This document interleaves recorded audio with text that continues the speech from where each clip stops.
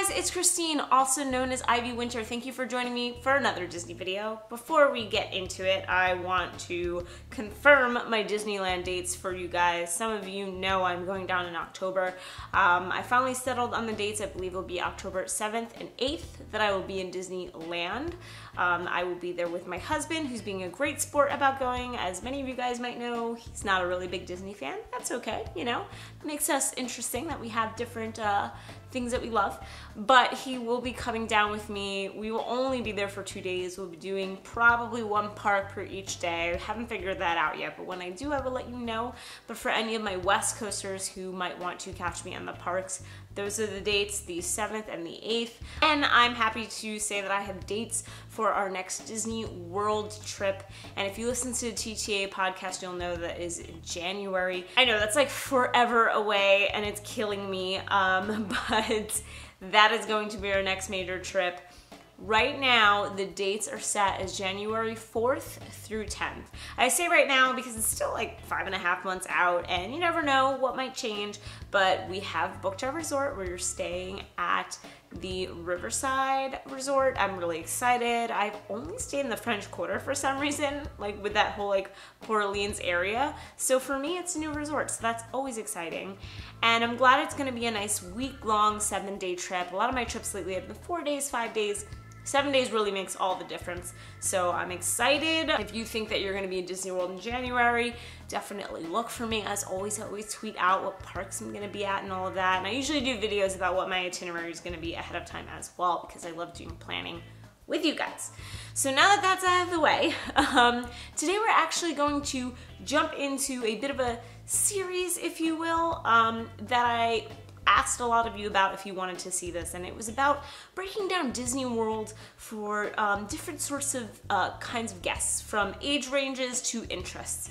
And today I want to start with something that's kind of my expertise, because I'm one of these people, and this is going to be Disney for thrill seekers. Now I have to say, for someone who's never been to Disney World, if you're watching this, I cannot say that all of Disney's rides are on the same level of thrill as even Universal and Six Flags. Six Flags to me is a coaster park, you know, things like, those are the parks that you go to when you just want to hit a bunch of different crazy coasters and that's your interest. Disney definitely isn't that. I mean, that's kind of what separates them from a lot of other parks. It's about theming, it's about atmosphere, it's about a lot of different rides that appeal to a lot of different people. However, I do think there are things to do and rides to ride that are really great for the thrill seekers, and I love thrilling stuff. As always, I like to do things in order of parks that have opened. It's just easier for me in my brain, probably easier for all of you too. So we're gonna start with the Magic Kingdom, and the obvious answer here is the mountains. Now, on a scale of most thrilling to least thrilling, I would say that Space Mountain ranks #1 for thrills, Splash Mountain's probably #2, and Big Thunder Mountain's probably #3.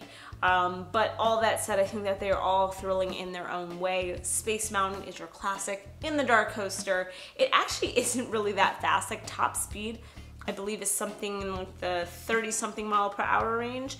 But it feels fast because you're in the dark, you don't see what's coming next, and it has definitely great airtime.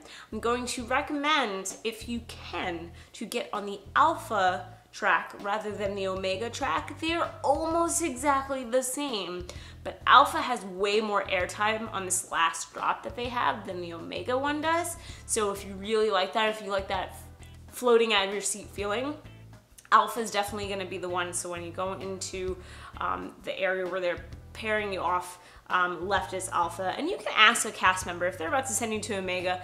You can totally say like, hey, can we go on the other one? They're usually fine with that.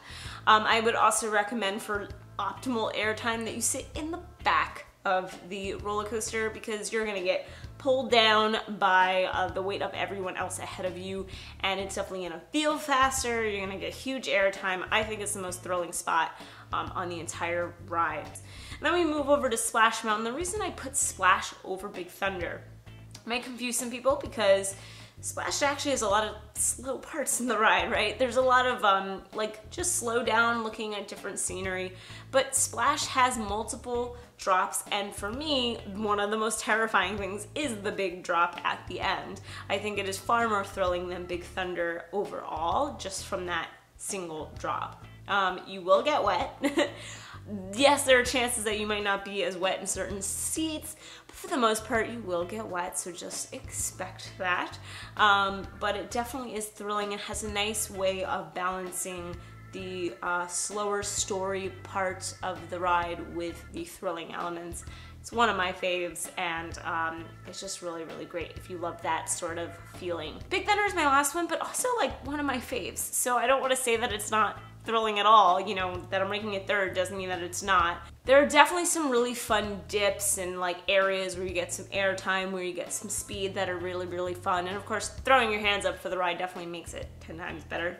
For some reason for me, I like it at night better, and maybe it's that Space Mountain, like in the dark kind of messing with your perception. But to me, it feels faster at night. I have ridden it during a lightning storm, meaning actually not raining, but just lightning, and it was the coolest, creepiest thing I've ever seen. So I think if you're going to Magic Kingdom, those are your key rides. A lot of the other rides in Magic Kingdom are dark rides. Even Seven Dwarfs Mine Train, while fun and definitely has that cool swinging effect, not really thrilling. So if you want to go just for thrills, I would say do those mountains.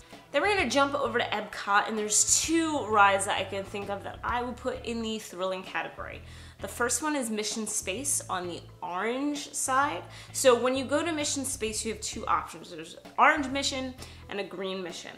The green mission does not spin. So this is a motion simulator ride, and it doesn't actually spin. It just moves you along with what you're seeing on the screen. Whereas the orange mission actually is like a centrifuge that is spinning. I've actually only done the green one once, which is proof of how much of a thrill seeker I am. I've ridden that ride dozens and dozens and dozens of times. Every single time orange except for once, because they recently actually changed the green video to be different from orange, and I wanted to see what it was like, but I'll pass. I like the orange side so much better. And this is thrilling in not a roller coaster way. It's more like the G's that you feel, because it's supposed to simulate going into space, so it's definitely very enclosed. Not good for claustrophobic people, because you're sitting there, you've got a harness that comes over kind of like a roller coaster, and a console that comes very close to your face. You have to be able to focus on that screen because you can get disoriented otherwise, and you do feel a lot of pressure on your chest a couple different times during the ride. I think overall it's super, super fun. It's one of my favorite rides on property, and definitely a different kind of thrill from a coaster, but like a really cool one. And then the other one, I would say Test Track, though really the thrill comes at the end. I mean, there definitely is some fun with the testing of your car. There's some little swerves and things like that that kind of throw you around, but the best part of the entire ride is the finale, where you get shot outside like 65 miles per hour. I mean, you're basically in a car with no top to it, so it feels very fast. You're banking curves. It's actually really, really fun. Over to Hollywood Studios, we have two rides that I would consider thrilling, and some of the most thrilling on park property, period. So I think Hollywood Studios, for all people say of it not being really worth it too much because there's not a lot to do, though now with Toy Story Land maybe that's a bit different, I think as a thrill seeker it is 100% a park you want to do, and it's because of these two rides. We're going to start with Tower of Terror, the classic drop ride, though it isn't really dropping you, it is pushing you down, which is what gives you that airtime feeling. So they're not free falling like you might experience at other theme parks. They're actually literally pushing you down. So you get more airtime in your seat, you definitely lift up.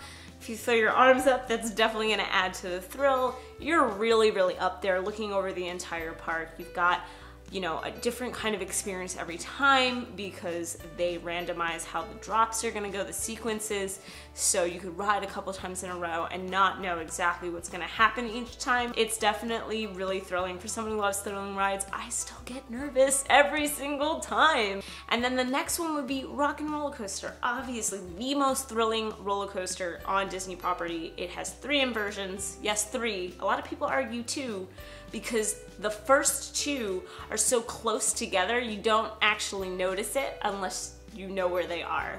And then the last one comes a little bit later.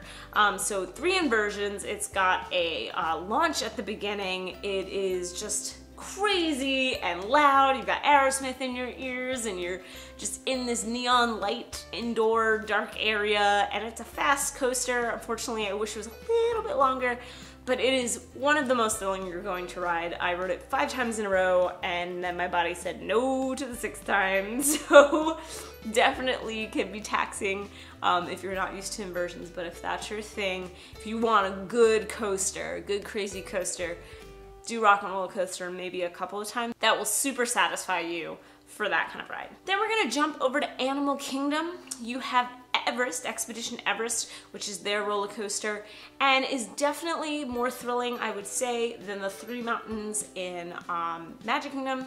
Not as thrilling as Rock and Roller Coaster. Falls somewhere in the middle. It's got a great drop. It's got some great surprises of going backwards. Great theming in general. You've got an actual Yeti stalking you. What's better than that? It is a really, really great coaster, and it just never gets old for me. And again, another one I think is better at night because the drop during the daytime, you can see it coming because it's outside. You're inside, you go outside, so you see the light. At night, I felt like I had no idea when it was coming because it was so pitch dark outside from looking inside the area I was in. It was just terrifying.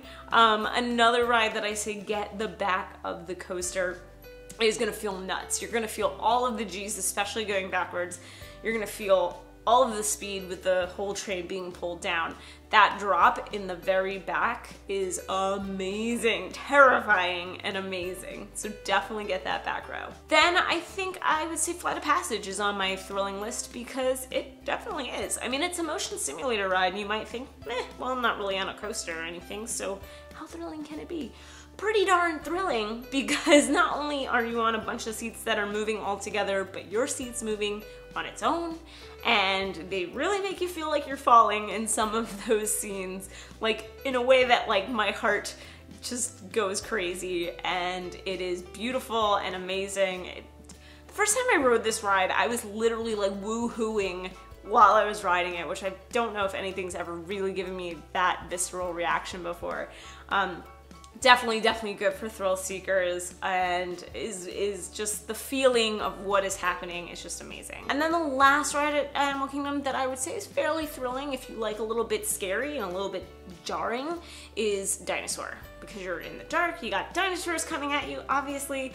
Your vehicle is very jerky, you're getting thrown all over the place, you don't know what's coming next. There's some really scary dinosaurs towards the end that are huge, so if you like the scare factor of thrill rides, Dinosaur is definitely it for you.